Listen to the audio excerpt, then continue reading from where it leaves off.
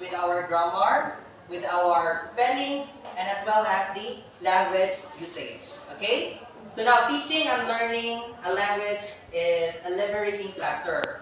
Why? Because it serves as a liberating factor because alright, so liberating factor because it educates people to what language and linguistic manners are all about. Hence, later on, we will discuss the different key terms and concepts in the study of grammar. Alright? So now, are you ready? Yes, sir. Alright, so the different key terms and concepts in managing and implementing standards-based grammar teaching. Alright, so the first key term is what we call Grammar and grammar. alright, so who among you here have an idea of what is grammar and grammar? Yes, Batiwan? Anything. Okay. I think grammar is the system of rules in which we are now applying in this course and program rather. And while grammaring is the how we are going to apply those rules intended for such sentences that we are going to make. Alright, so you have an idea. Let's clap our hands for having this. Alright, so grammar is the system of rules, and grammaring, according to her, grammar is the system of rules, and grammaring is how we are going to use or apply those rules, okay? Alright, so another? You have more? Yes? So, Grammar is the study of grammaring is the application. alright, so you have an idea as well. So let's clap our hands for Cecilia. Alright, so according to her, grammar is still a system of rules, while grammaring is the application. Alright, yes? Grammar is noun, while grammaring is verb.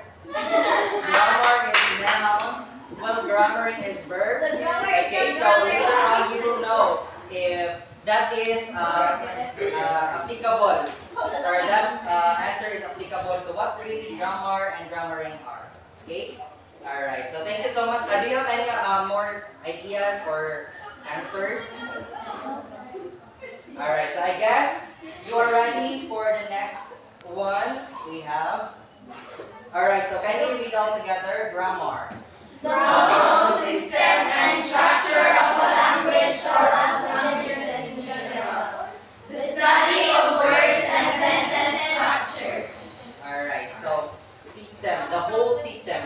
Meaning to say, here in grammar, we can say that there is a established or there are established rules in order for us to have an accurate grammar. Say for example, in the context here in school, we are studying language, like in this course. So we are studying language, and we are also following the rules. So do you remember the tree diagram we got second semester? Yes. So who can specify or who can share their thoughts? So what they have observed about the tree diagram before? That is related to grammar.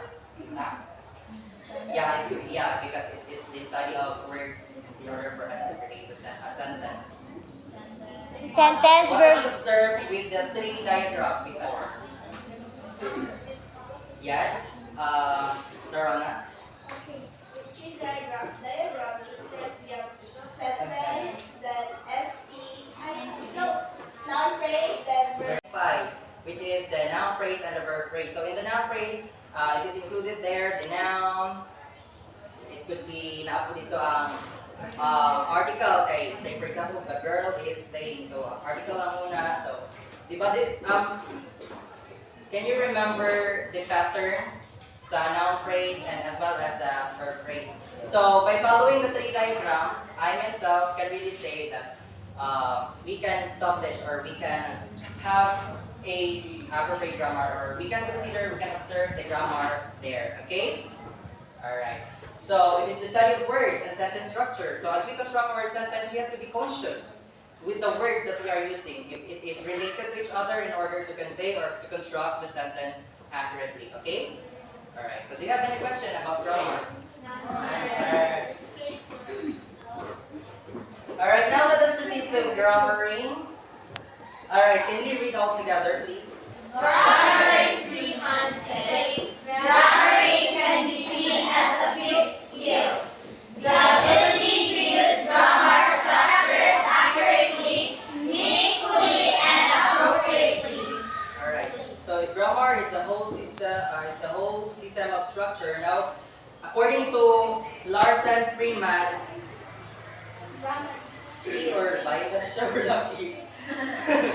he or she says that grammaring is or can be seen as the fifth skill. So what do you think are the other four skills?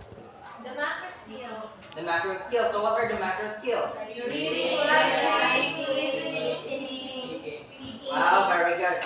So I thought you didn't know. So we have those four skills, but Larson Freeman says that he or she considers grammaring as the fifth skill, and in addition to that, four macro skills. Okay? So it is also the ability to use grammar structures accurately, meaningfully, and appropriately.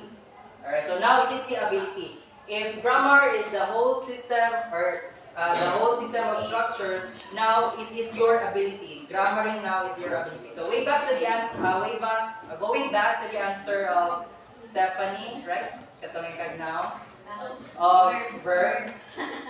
So based on the definitions that are given, katong sa whole system structures and this ability, can we consider grammar as a noun?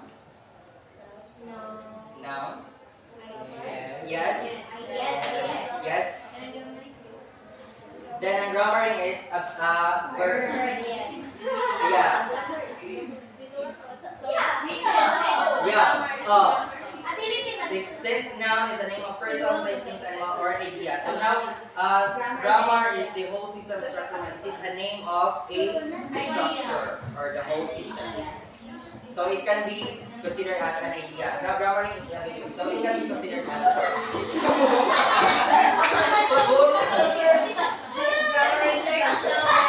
Pwede ba niya na to si Sir Forlana? Itong grammaring? The grammar is the grammar. Alright. So, did you get me, guys? Yes. Alright, so let's proceed to the next one. So, grammar is what one knows about a language, the phonology, syntax, semantics, and pragmatics, while language skills are what we do with language, including speaking, listening, writing, and reading. So, grammar, okay, it is what we know, what one knows or what we know about a language. So, do you remember the G? Alright, so before we delve deeper on that, who can, define or give their insights about the six micro-linguistics, like one by one, in simple words or whatsoever, based on how far you remember the topics. Okay. Sige. Okay.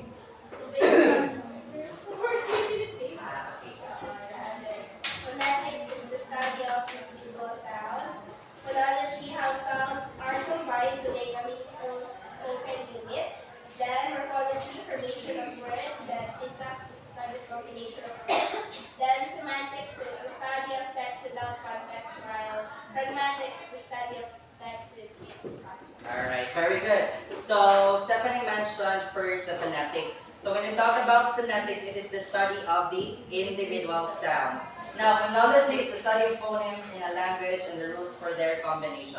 Meaning to say, it is the combination of sounds in order to create a meaningful spoken unit. Okay? Now, syntax is before syntax, we have morphology, which is, morphology is the study of individual words.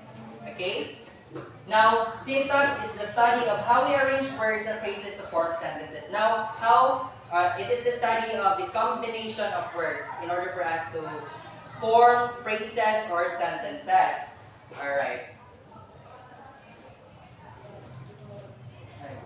Oh, yeah. Alright, so we have also here the semantics, the study of the rules related to the meaning or content of words. In simple terms as well, is what Stephanie said, it is the study of text without context. While pragmatics is the study of how we understand and use the social aspects of language. And in simple terms, it is the study of text with context. Can you still differentiate the two? Yes, sir. Can you give specific example? Yeah. Okay. Yes? So, semantics is the, ano siya, kanang, so, kung sa ang sentence, mo naglit ko siya ang meaning. But pragmatics is na siya invisible meaning, behind the sentence, like, yeah, so, Alright, very well said. Alright, so yes? Alright, so according to Eusores, sa semantics is kung unsa siya maunagit siya, while sa pragmatics is invisible. invisible, na-hidden nga meaning niya. So say for example, sa semantics is, I am very angry. So now here in pragmatics, if you're going to substitute the sentence, you can say, I could eat a horse. You need to say you are very angry in a way that you could eat a horse, okay? Alright. So what we know about the language and what we do with a language at Spark, the notion of grammar has changed with a shift from philology to linguistics. The outburst of modern linguistics describes grammar as a system of structures besides vocabulary and pronunciation. So the notion of grammar has changed from philology to linguistics. Now, in modern linguistics, they describe grammar as a system of structures besides from vocabulary itself or pronunciation itself. So, meaning to say, there is a system of structures, or you are following a rule, a structure, in order for you to go on through with grammar. Philology. I have here, okay, in case mo to define mo anas. So, philology, diba, nasa shift from philology to linguistics. Wait for a while. Okay, so philology is a noun in which the branch of knowledge that deals with the structure, historical development, and relationships of a language or languages. So branch lang siya sa knowledge. And now, there is a branch lang siya about sa knowledge. Kumbaga, dili siya broad bitaw. Unlike sa linguistics, we are studying the language naman. So meaning to say broad na tayo, diba? We consider the microlinguistics as part of studying the language, diba? So meaning to say, isa-isa na to siya from the sound, from the words, and now from bound to the sentence. Okay? So there is a shift. Okay. Slowly look at it. Alright. Alright, so can you read all together? The shift from structuralism to transformational grammar has become a system of rules. Every native speaker of a language acquired and then later on described as competence. Alright. Alright. So, the shift from structuralism to transformational grammar. Alright, so, as what we have mentioned before, from philology to linguistics. As well as the same with structuralism to transformational grammar, meaning the grammar has transformed. And it becomes as a system of rules. So, as what I've always said, grammar now has rules or system of rules. Like every native speaker, like us, we have Muslims, we have Bisaya. So we are native speakers to our specific culture. So now since the grammar has transformed, we are now following, since we are studying the English language, we are following a system of rules in order for us to establish or to have a standards-based grammar. Okay? Yes? And I guess because we have different different Cultures. cultures like Are- Muslims, Bisaya. So the grammar there has changed. Hindi lang siya kanang focus na bito ato sa language sa third word. Ito ba mura siya kanang nag-stick ra nga kuan ba nga language, but instead ni Shifting, language maintaining, language maintenance. Since English language has a system of rules, so we need to study or we have to follow the grammar, correct grammar, accurate grammar. Okay?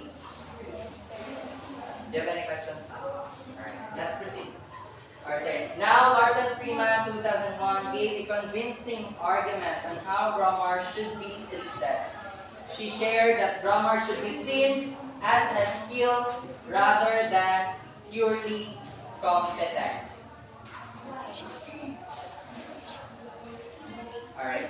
Alright, so Larson Freeman now says that grammar should be seen as a skill rather than purely competence. So, in other words, when we say skill, it is kasanayan lang.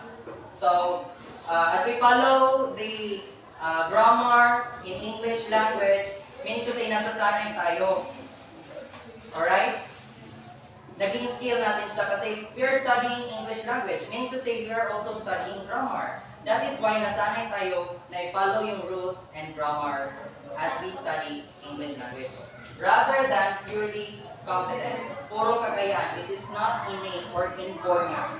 Kuhan ka ng Learn siya it is DIY. in ourselves that we know the grammar already ever since as we grow up. No.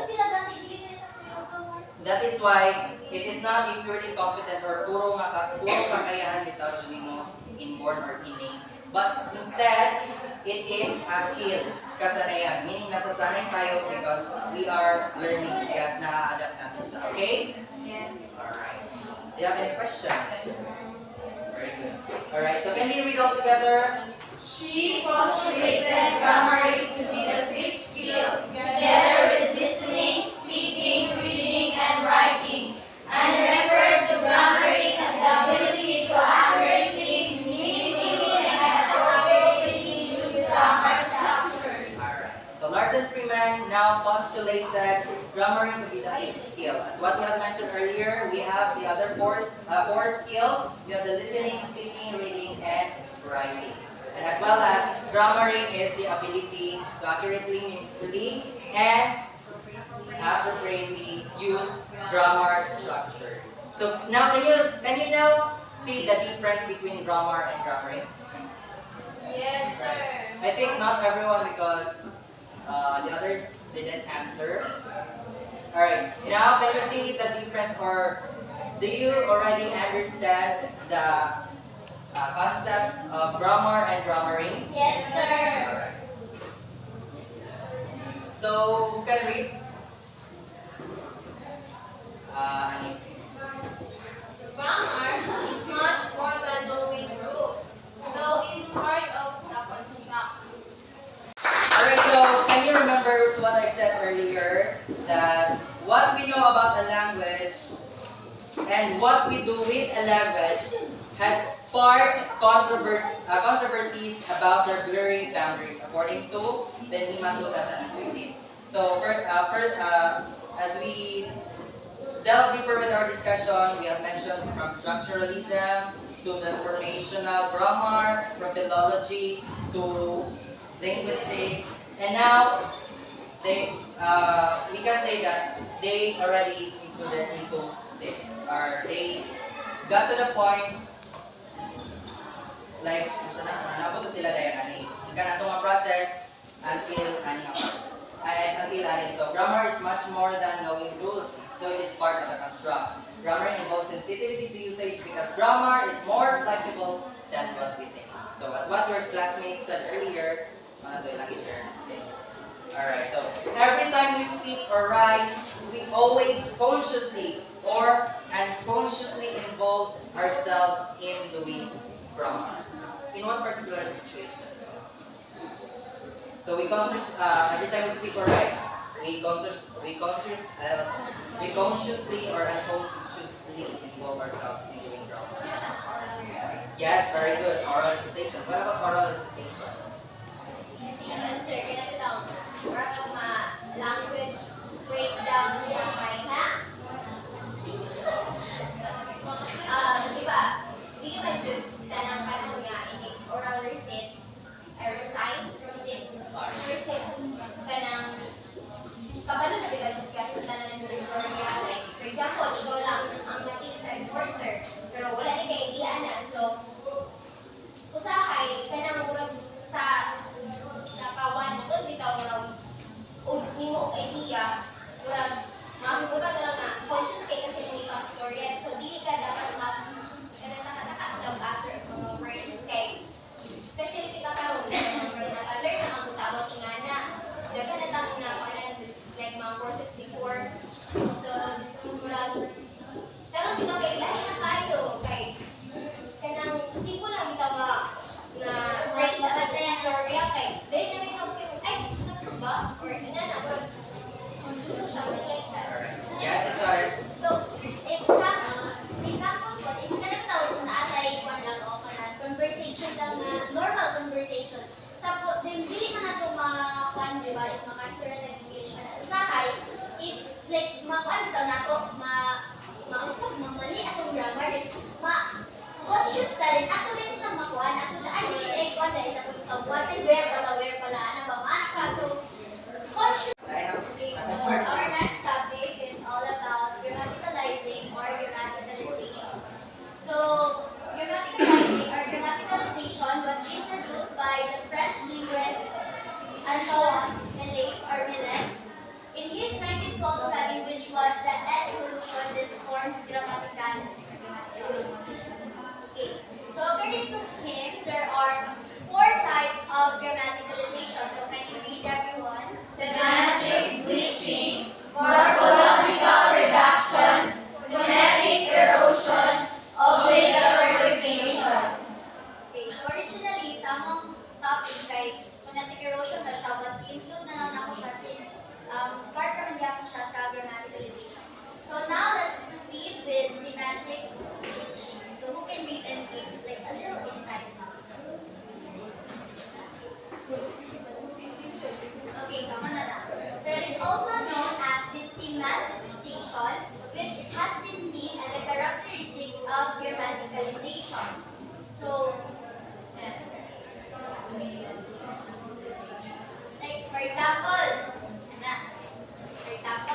kanan na siya yung certain word. Okay, so for example, you have one word, and then so you will use that one word in a sentence. For example, ang word is kaning thing. So, ang thing na word, you will use it in a sentence. And then, sa other sentence, you mo siyang i-change. You mo siyang i-change, diba? You mo siyang i-change from thing to belonging. So, don't touch my belonging. Representation. Yes, more like, Synonym. synonym. So, that is kanang desemanticization. Or, you mo siyang, parang ito, ilisan mo siya, but still, same. Listing ang iyaang meaning. So, mo ito siya sa semantic bleaching. Like, magbenta na yung sentences. Tapos, sa isang sentence na yung certain word. So, sa isang word, like, gani. And then, in the other sentence, you would like, find a synonym for that specific word. But still, the meaning remains the same. So, that is the semantic bleaching. So, yes. Or, would you like to give examples? Semantic bleaching ba naman? For example, sa first one, kayo mention the name, then name sa tao, then sa next, kayo mention she. Or, kapan lang siya, sa, diba, semantics kay, literal context. Literal context. So, murag, lang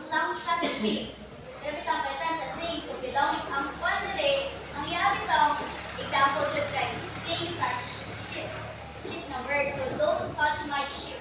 So, ako lang siyang i-change sa bilang kay ano man siya, murag taga, so i-change lang ako. But still, ang iyang meaning remains the same nga. Ayaw hilabdi ang ako ang gamit. So, that is semantic teaching. Actually, nasa yung meaning ganina. Murag na-erase na ko siya. Okay. Na-erase ko. So, next is morphological reduction.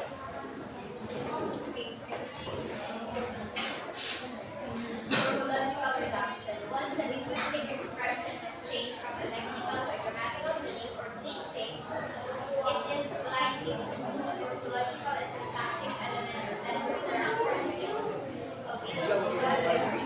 Okay, so for example, so it is also called as decategorization. So you are decategorizing the sentences. So for example, that which is a demonstrative and that as a complementizer. So in demonstrative, I saw that he went there. So it kanang two sentences siya. And these two sentences may kanang mean different things. Like although mura siya supay, pero pwede nga lain-lain ang yapit ang meaning.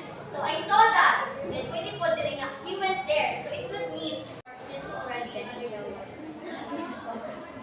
Okay, next. So grammaticalization involves reduction and increased dependency. So who would like to read and give your insights? The routine involves reduction.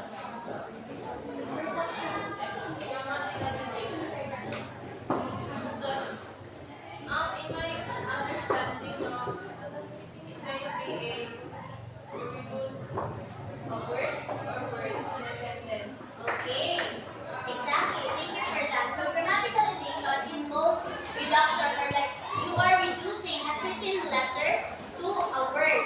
So for example, pwede po siya like words. For example, so like come on like so reduction is also known as phonetic erosion or phonological reduction is an expression in linguistics that loses phonetic substance if it undergoes grammaticalization. So for example, so going so if it undergoes to like grammaticalization, it will be gana. So from going to gana, so you are yes, exactly. So there is phonetic erosion or phonetic reduction in which you reduce a certain like word or phonetic substance to a word in order to shorten it out and to increase its tendency. So would you like to give like sentence as an example?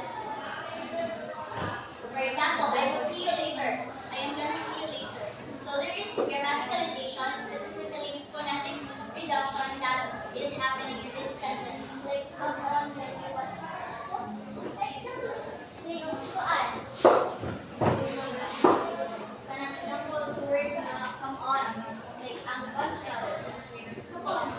Tapos ano ba? Phrase. Thank you. Okay, phrase. Oh, wanna. Exactly. Emma. Am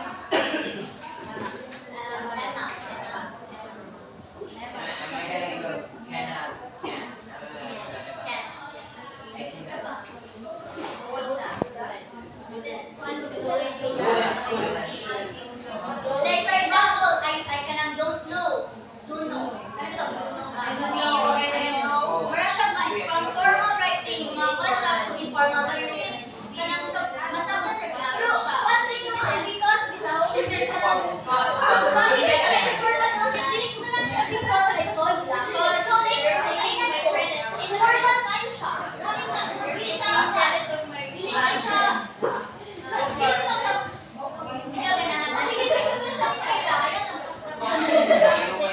okay, so who would like one example in a sentence? Okay, then we have one example.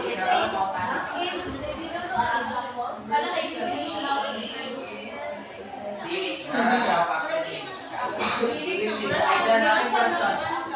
Can you consider that one as from formal to informal? So when you talk about informal, it is not applicable in like writing essays or Depende if like essay like formal lang essay. So for technical siya, it can become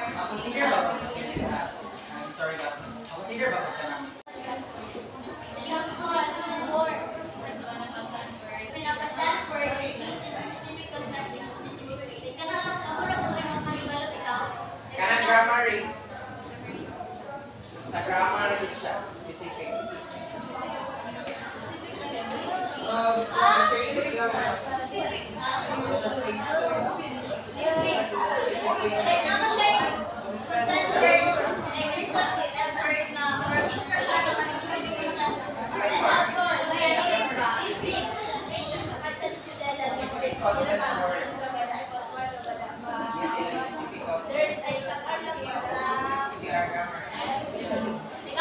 something like, parang marami tayong friend na sa circle of friends, like, parang na-certain word na, parang marami tayong mga sabog, pwede mo mga code, like, example, ano yung si Juan, si Hali, si Juan,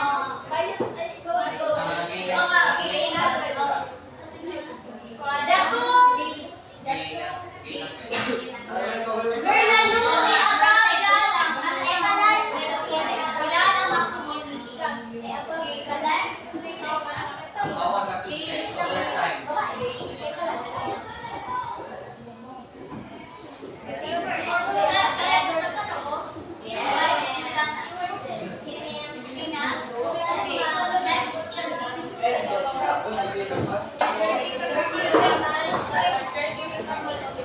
And we all stand up, please stand up.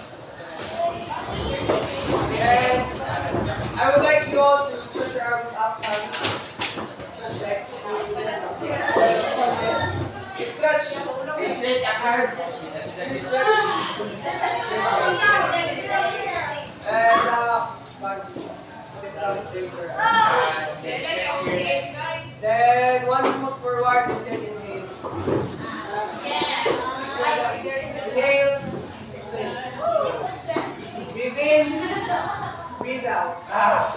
Breathe in. Breathe out. Breathe in. Breathe out. One last breathe in. Hold it. Hold. And out. Okay. Take a seat.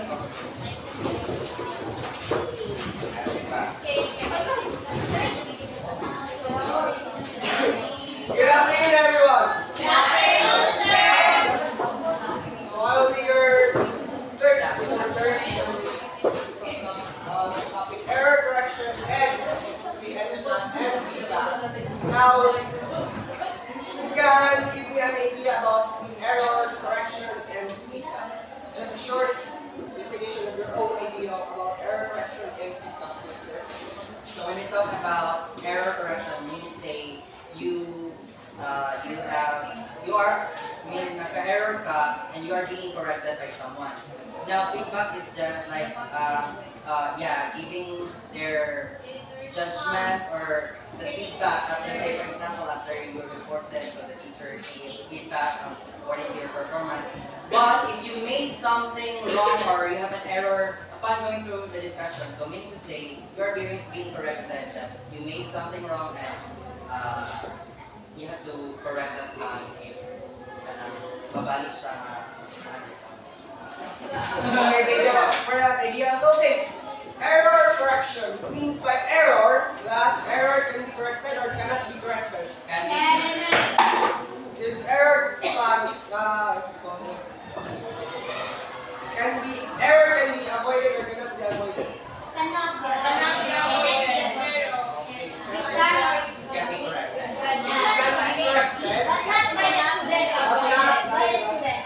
Not students, but also those who are supervising who can already correct those mistakes.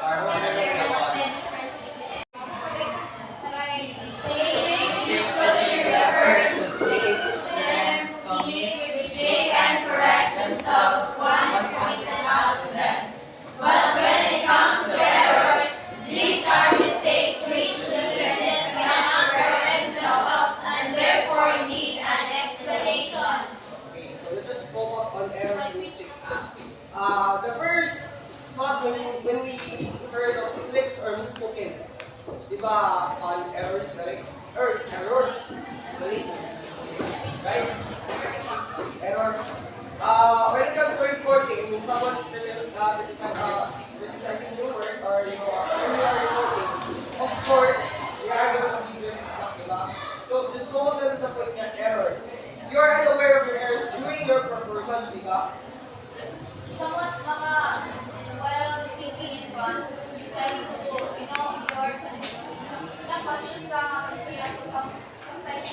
them to repeat again. Yes, repeat those. Pero error lagi mo siya kay mo mo siyang ibalik. Correct mo siya. Yes. Errors does not just limit through speaking, but in all other aspects of performing dancing, like literary or non-literary sports, errors cannot be avoided. Error is one thing, but correction is one thing. Error is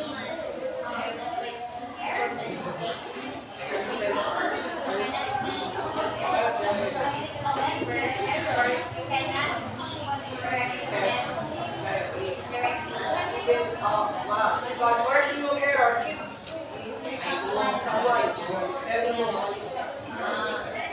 the mistake is when you evaluate something or your own work or someone else's work. Ha? Ang error, dahil mo yung makabantay, ikaw ba mapili nakabantay? Mistake is, ikaw mo na tayo, ikaw nakabantay.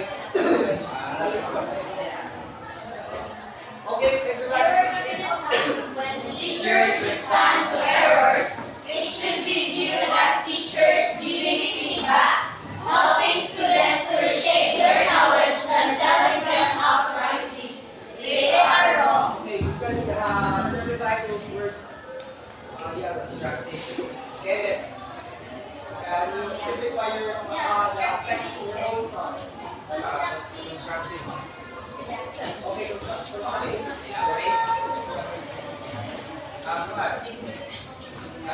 Teachers give feedbacks. We should call it constructive criticism because makes us or it becomes us. There are two types of feedback, negative feedback and positive.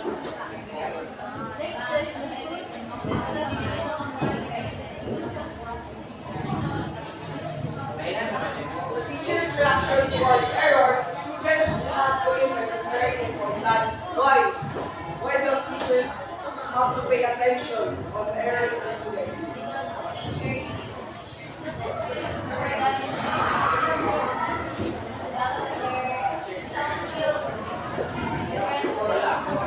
Teachers must be aware of her or his students, the errors that the students make, because the teacher will write those errors for advice. Because teachers are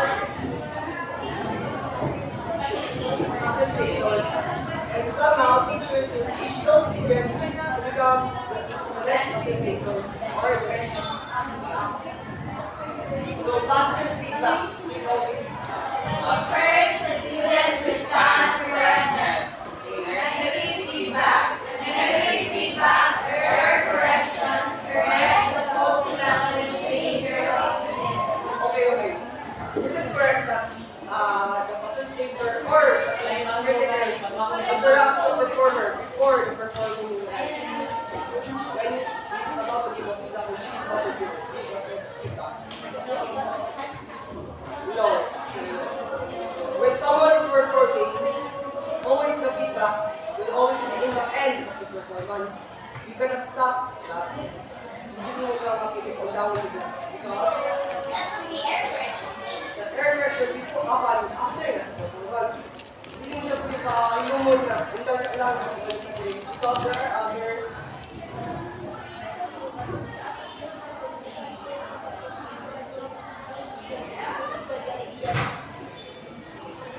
okay, ito siya kayo. Sila playing field, mag sila kasi nga. Depende siya sa context.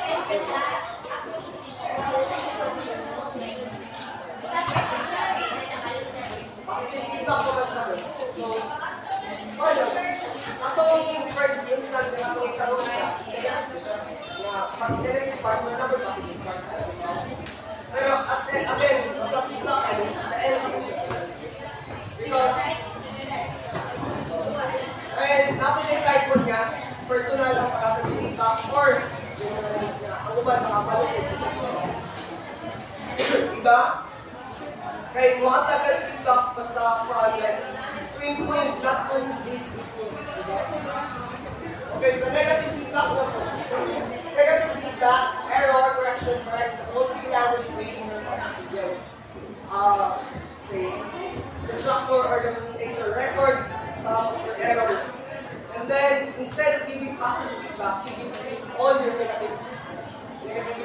your performance or your performance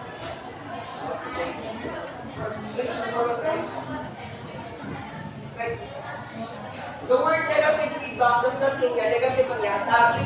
But actually just the words are the thoughts that you mistakenly do or error mo nabuhat.